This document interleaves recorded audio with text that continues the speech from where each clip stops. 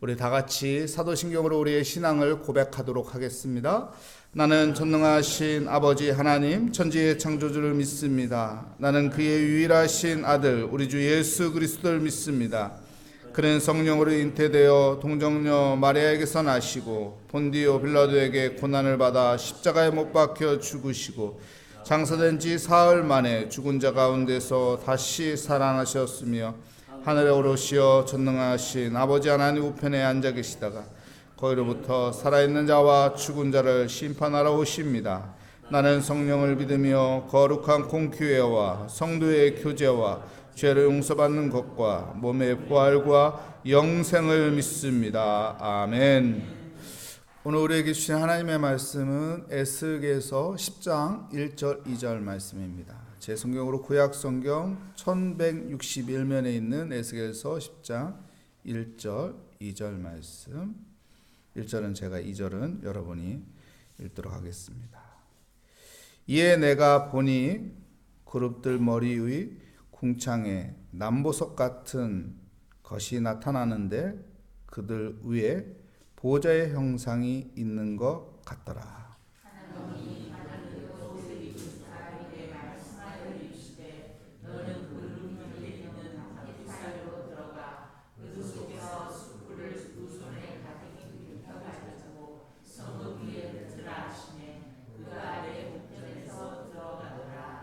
아멘. 숯불을 두 손에 가득히라는 제목으로 하나님의 말씀을 전하도록 하겠습니다.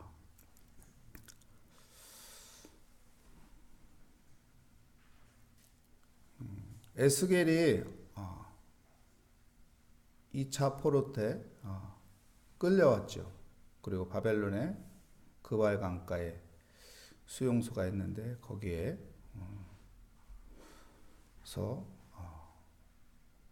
수용자로서 험한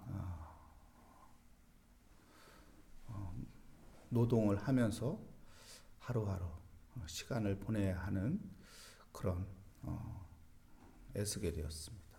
에스겔은 원래 제사장 가문으로서 제사장을 준비하는 사람이었고 곧 제사장이 될 수 있는 그런 훌륭한 인물인데 나라가 이렇게 바벨론의 침입을 통해서 포로로 끌려가서 그발 강가에서 험한 노동을 하면서 살아야 하는 그런 처지였지만 얼마나 절망스럽겠어요.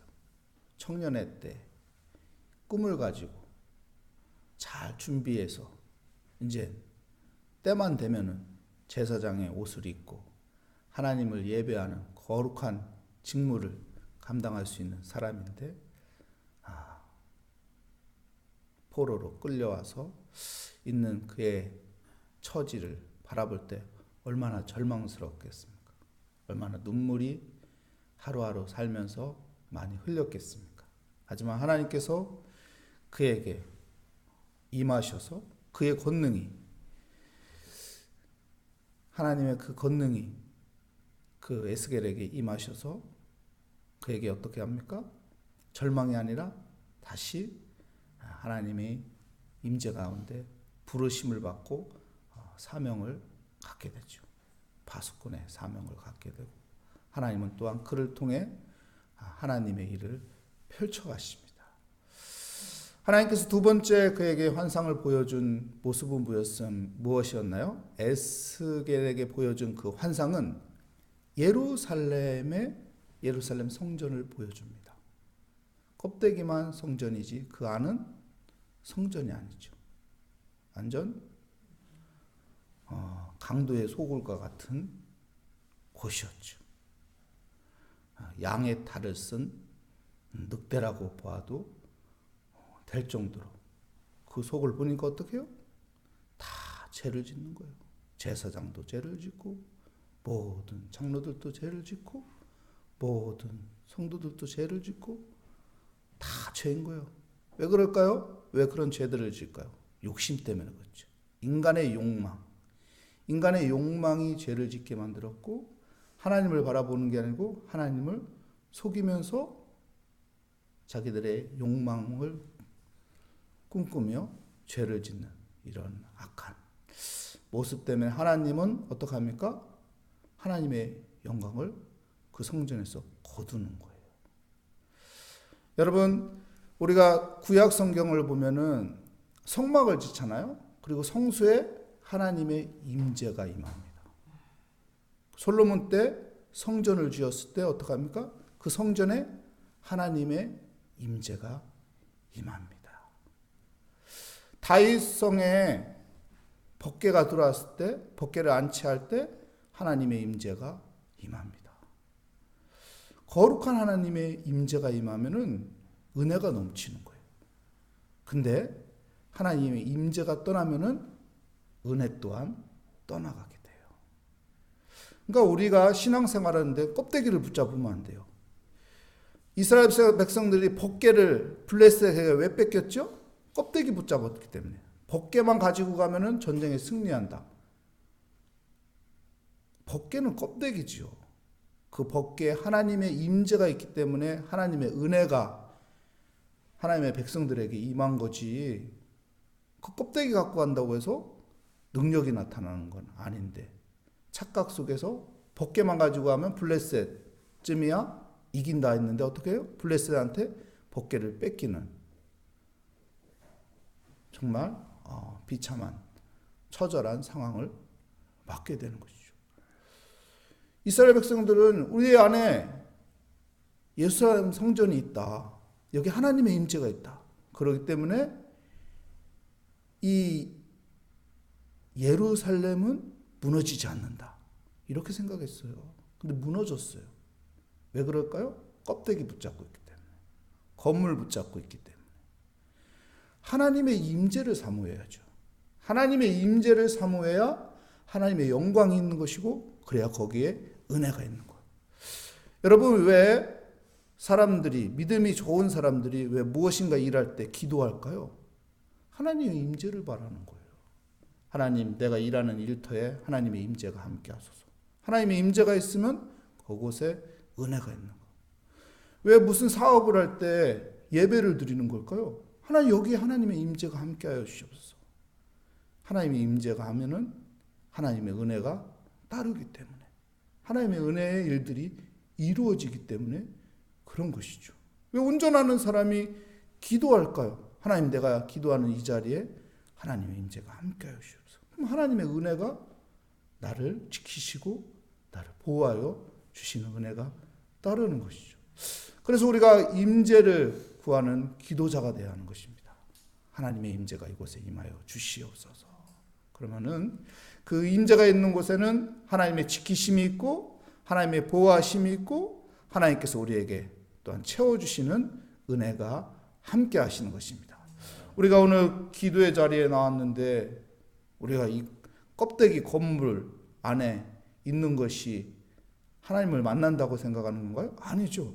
내가 기도함으로 하나님을 부르짖음으로 하나님을 찾음으로 내 임재가 이곳에 임하는 거예요. 이 모리아 교회라는 교회의 공간에 내가 기도함으로써 여기에 하나님의 임재가 임하는 것입니다. 그러므로 하나님의 은혜가 우리의 삶 가운데 따를 것이고 우리를 지켜주실 것입니다.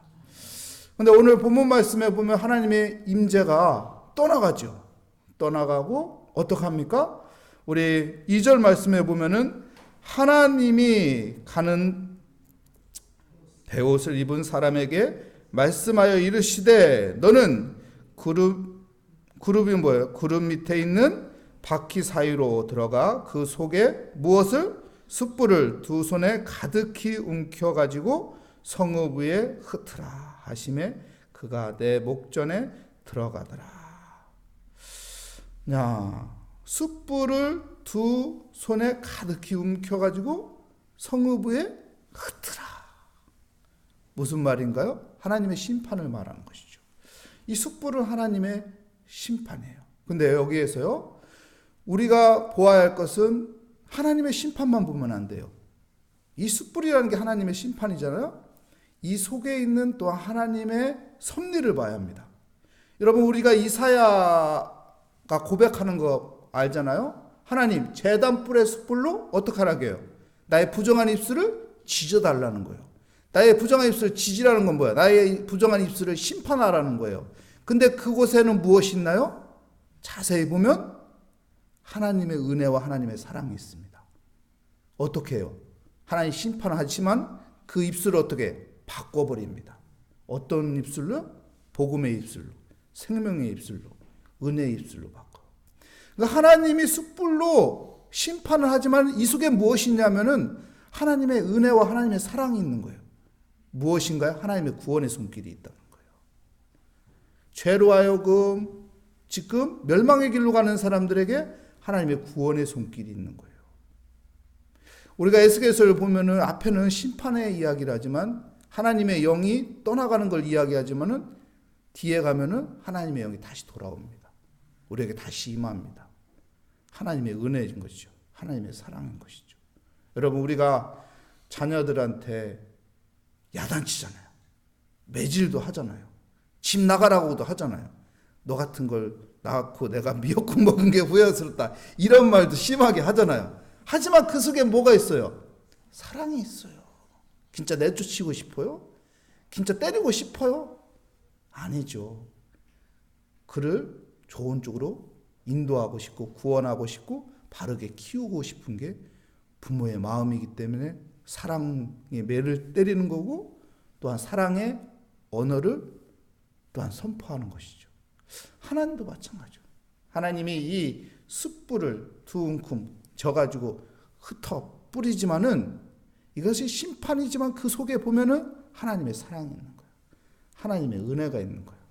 우리를 구원하고 싶은 것이고 우리를 다시 회복시키고 싶은 하나님의 깊은 뜻이 있는 것입니다.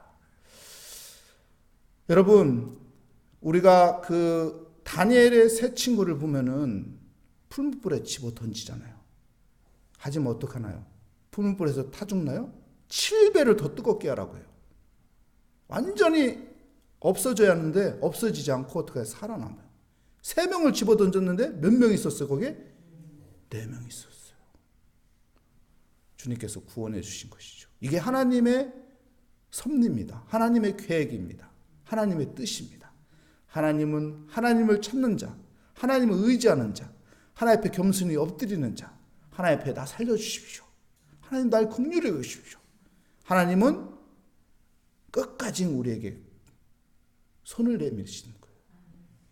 예수님이 십자가에 매달려 돌아가실 때 십자가에서 어떻게 합니까? 두 강도를 옆에 있잖아요. 근데 끝까지 어떻게 합니까? 한 강도를 구원하잖아요. 내가 나가원에서 나와 함께하리라. 그거 한 사람, 그 강도가 한 게 뭐가 있어요? 교회를 한 번이라도 다녔어요. 헌금이라도 한 번이라도 해봤어요. 착한 일 한 번이라도 해봤어요. 아무것도 없어요. 그냥 그 자리에서 자기의 죄를 내우친 것밖에. 아유, 나는 죄가 없는데. 당신은 죄가 없는 분이 어떻게 십자가에 매달립니까? 근데 그 깨달음을 통해서 어떻게 해요? 주님께서 그에게 은혜를 베풀어줘요. 낙원에서 나와 함께하라. 주님은요, 끝까지 우리를 구원하고 싶고 우리를 사랑의 손으로 붙잡고 싶은 것이 주님의 마음입니다. 그러니까 우리가 이것을 하나의 단편적으로만 보면 안 돼요. 심판, 죽음, 하나님의 진노. 근데 그 속을 보면은 하나님의 사랑이 있는 거예요. 하나님의 은혜가 있는 거예요. 아, 우리를 구원하고 싶어서 하나님이 이렇게라도 몸부림치는구나. 하나님이 우리에게 은혜 주려고 이렇게 몸부림치는구나. 그래, 그 하나님의 사랑을 내가 붙잡아야지. 그래, 내가 하나님의 그 은혜를 붙잡아야지. 이런 믿음을 가질 때 그 사람에게 하나님의 은혜와 하나님의 도우심과 하나님의 인도하심이 함께 하시는 것입니다. 여러분, 누가복음 15장에 보면은 탕자 배우 있잖아요. 탕자가 집을 나갔어요. 그렇죠? 자기에게 줄 유산을 미리 달라고 해서 집을 나가서 흥청망청 다 쓰고 거지가 됐잖아요. 하지만은 어떡합니까? 그가 아버지 품으로 돌아왔을 때 아버지는 그를 안아줍니다. 품어줍니다. 그리고 좋은 옷을 입히고 가락지를 끼워주고 송아지를 잡아서 잔치를 벌려줍니다. 하나님의 마음이 이 마음이에요. 하나님은 하나님 품에 다시 돌아오기를, 다시 주님께 의지하기를 바라는 것입니다. 요한복음 1장에 보면 말씀이 육신이 되어 이 땅에 오셨죠. 누구죠? 예수 그리스도. 왜 독생자 예수 그리스도를 하나님께서 이 땅에 보내신 걸까요? 우리를 사랑하기 때문에, 우리를 구원하려고. 어떻게든 구원의 길을 만들고자 어떻게 합니까? 독생자 예수 그리스도 십자가에 못 박게 하기 위해 이 땅에 성육신으로 예수 그리스도를 보내신 겁니다. 그것이 하나님의 사랑인 거예요. 우리가 그 하나님의 마음을 알고 헤아리고, 주여 이 죄인이 여기 왔습니다. 주여 부족하지만 내가 주께 의지합니다. 주님 바라보면요, 이 숯불로 심판하는 것 같지만은 거기에서 주님을 찾는 자를 하나님께서 다 건지시는 거예요. 다 구원하시는 거예요. 다 회복시켜 주시는 것입니다. 그 남은 자가, 그 하나님을 의지하는 자가, 그 하나님 앞에 내 마음을 드리는 자가 그 하나님의 구원을 받는 은혜가 함께할 것입니다. 그 은혜가 함께하는 은혜의 삶이 되시기를 축복합니다.